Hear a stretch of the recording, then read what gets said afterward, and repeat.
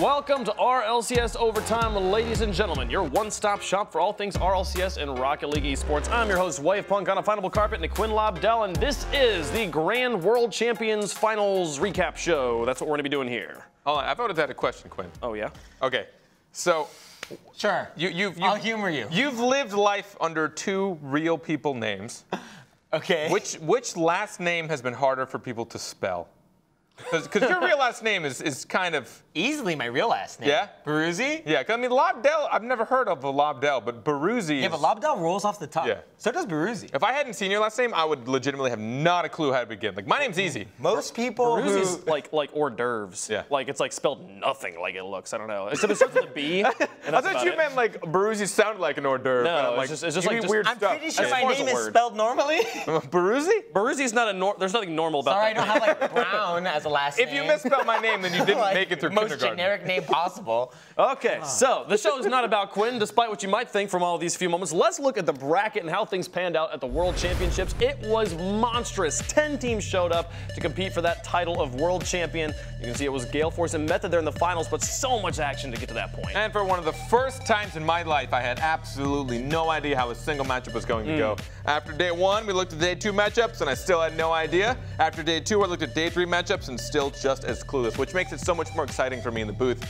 because I just genuinely look at every matchup as this could go either way, and it's so much fun. Yeah, I think you could actually hear that with me during that Chiefs I energy hear with you match. every game. Yeah, okay, haha. Anyways, the Chiefs energy match, I mean, there were so many upsets, really. We talk about how this was the most stacked RLCS. It didn't stop the upsets from happening. No. It was crazy. It was the most stacked, and like, but even with the OCE teams, like everyone was talking about like most stacked land. Everyone's talking about North America and Europe and how great those two regions are. And then Chiefs shows up and takes all of our North American sweethearts either to like a huge series or upsetting NRG in the lower bracket. It was absolutely bonkers. We're going to start off here. First match of the day on day number one, G2 versus Chiefs. Went all the way to 5 games. G2 having to play tight against this top dog roster from OCE. And the thing is, coming into this, G2 has missed out on land so many times, right? And so we said this is a moment for redemption for them, but they've always had that kind of on and off feel. And because we hadn't gotten to see them play in the rest of land, we also had questions about Chiefs, I feel like, with this match, because it's like, oh, is G2 just off, or were they on? Is Chiefs just really that good, you know? I mean, that's one of the most difficult things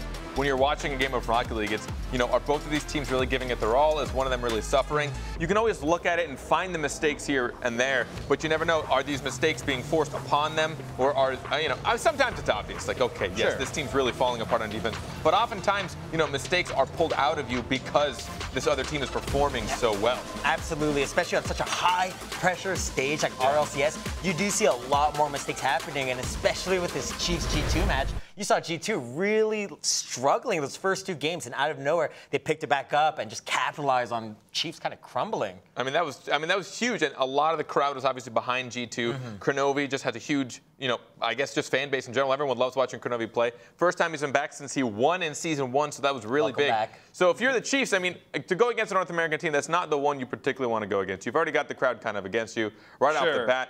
You know, last season, everyone kind of looked down on you as a region, which I know frustrated a lot of people in general. And they definitely overperformed what we expected, and they did it again this season, even right off the bat, going to Game 5 against G2. Absolutely. I mean, it's time to stop doubting. Time to stop doubting the OCE region.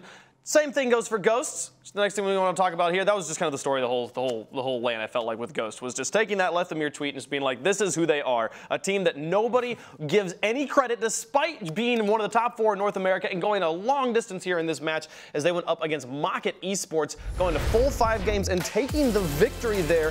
Mocket, a team that absolutely lit up at the right time at the end of league play, struggling here on day number 1 against Ghost. Yeah, really, Mocket is one of those teams that's so good at knocking out teams which we may consider ranked below them or lesser teams, if you will. And to see Ghost just come out like guns blazing and really just take it to Mocket over this entire series, I thought that was really impressive. I mean, I've heard a lot of different opinions when I got to speak to a lot of the players about what they thought about each other. If you caught that at LAN, you know, you got to hear them all kind of speak on each other's team. And when they all talked about Ghosts, it was a lot of the, you don't really look at them. Like, a lot of teams don't really look at them as a threat. They don't study them.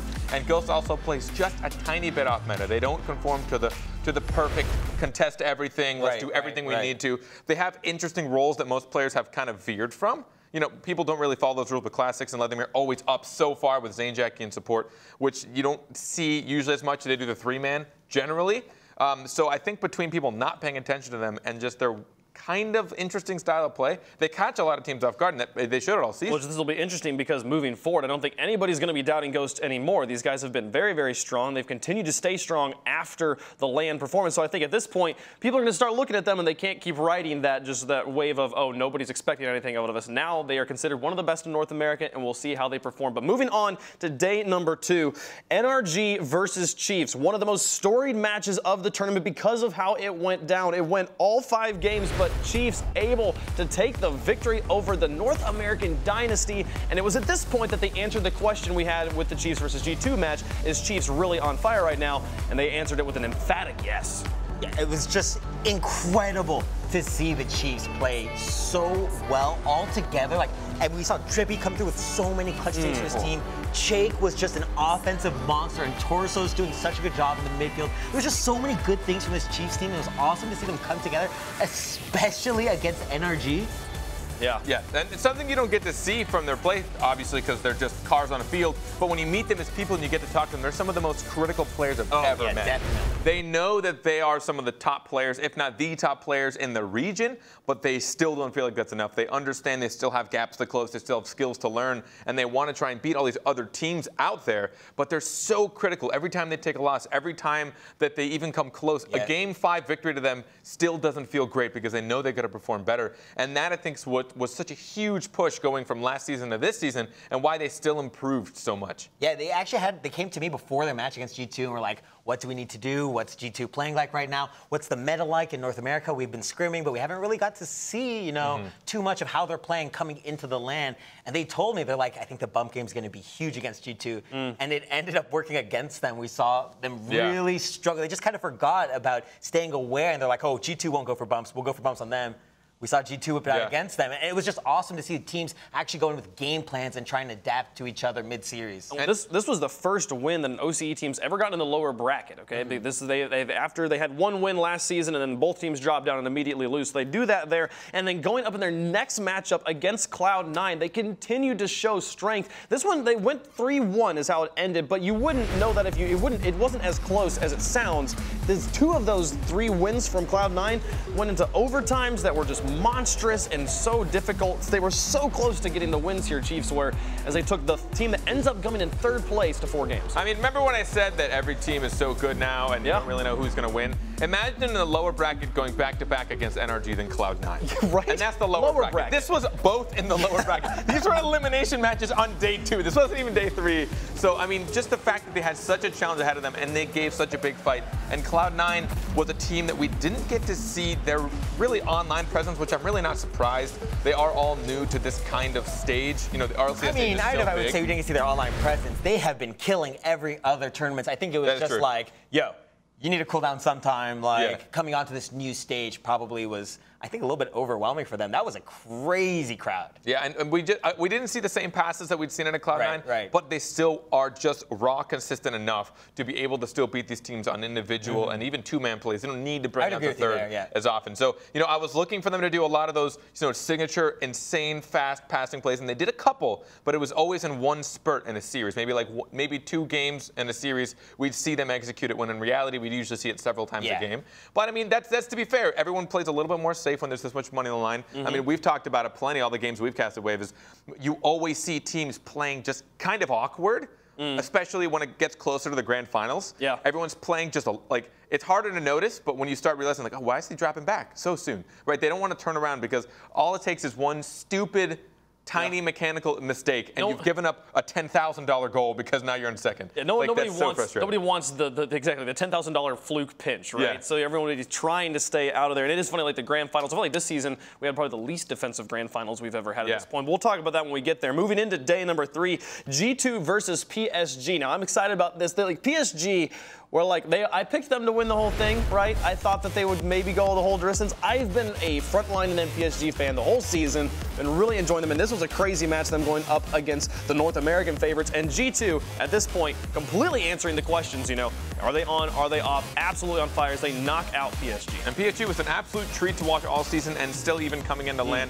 they are very, very young. I mean, Fair is the oldest one on that roster. The next two are 15 and 16 respectively. And that is so much pressure. I'm sitting there and I'm watching these kids walk on stage. I'm like, I don't know what I'd do. I'm literally a decade older than one of these players. I'm not even that old. I would be full-on panicking if I were these kids. And Bluey's so calm and collected when he walks on stage. He knows he's there to win. And Chaussette as well. For such young players, I think they really perform.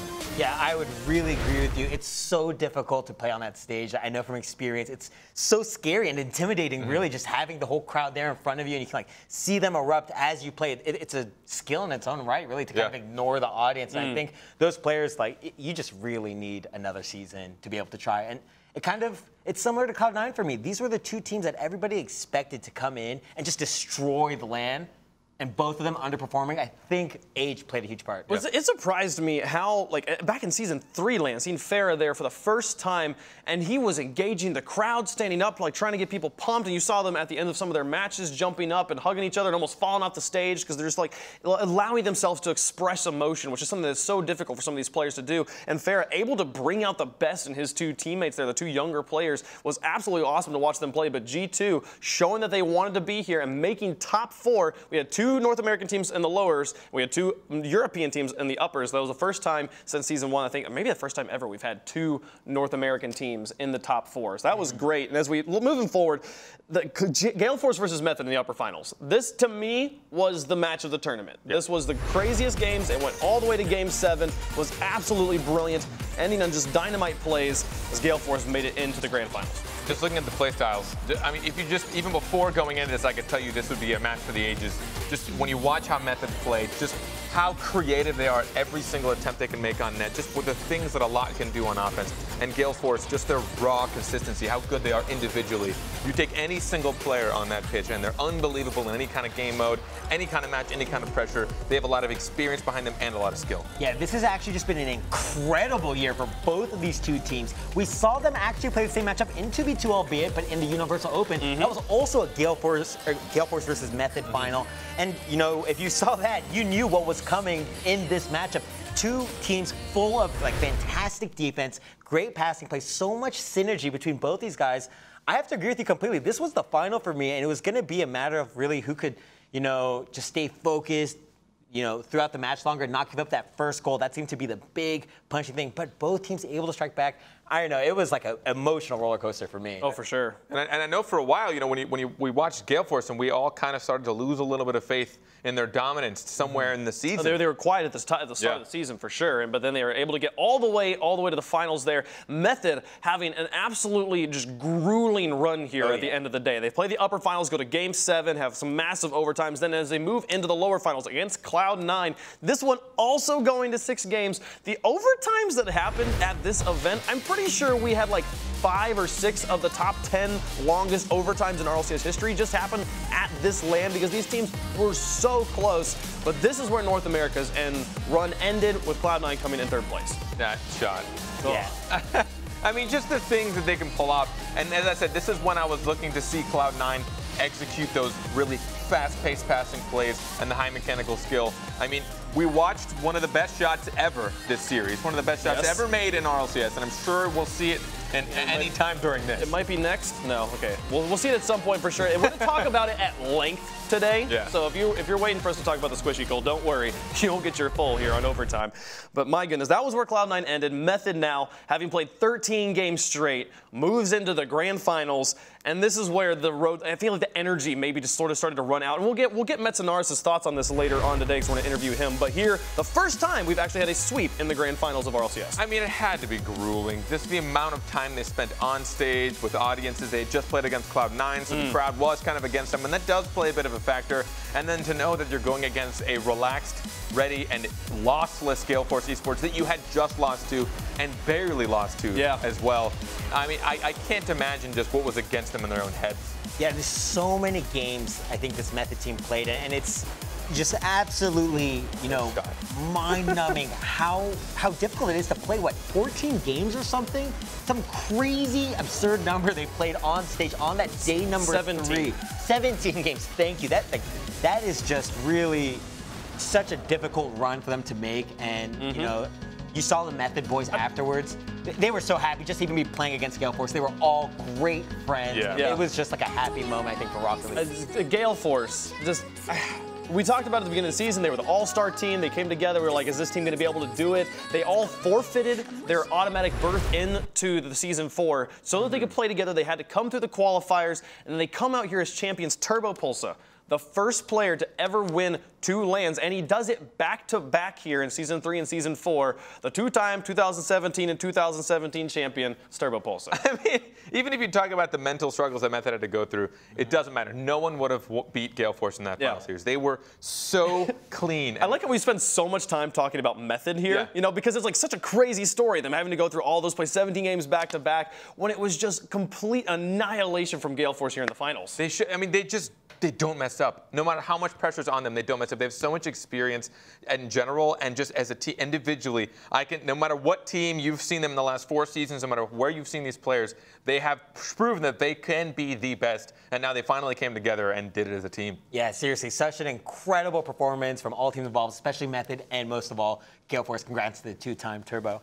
Yeah, I mean, we've now, as you mentioned, the Universal Open earlier, the biggest 2v2 tournament and the biggest 3v3 tournament of the year. Both finals were Gale Force eSports versus Method. If you need any more evidence that there's a changing of the guard happening here in Rocket League, there's new faces taking over. So many of our old, like, standard titans didn't even make it to LAN in this season. So absolutely crazy stuff. I can't wait to see where Rocket League goes next. I mean, we finally just got Kronovi back. Yeah. I mean, that took 3 seasons. Yeah. I was hoping we wouldn't. Really savage stuff there from Quinn Lobdell. Folks, when we come back, I'm going to interview Metzenars and hear his thoughts on the finals. This was his first LAN. What's he going to think about that one? We'll find out here after the break when we go back to Overtime.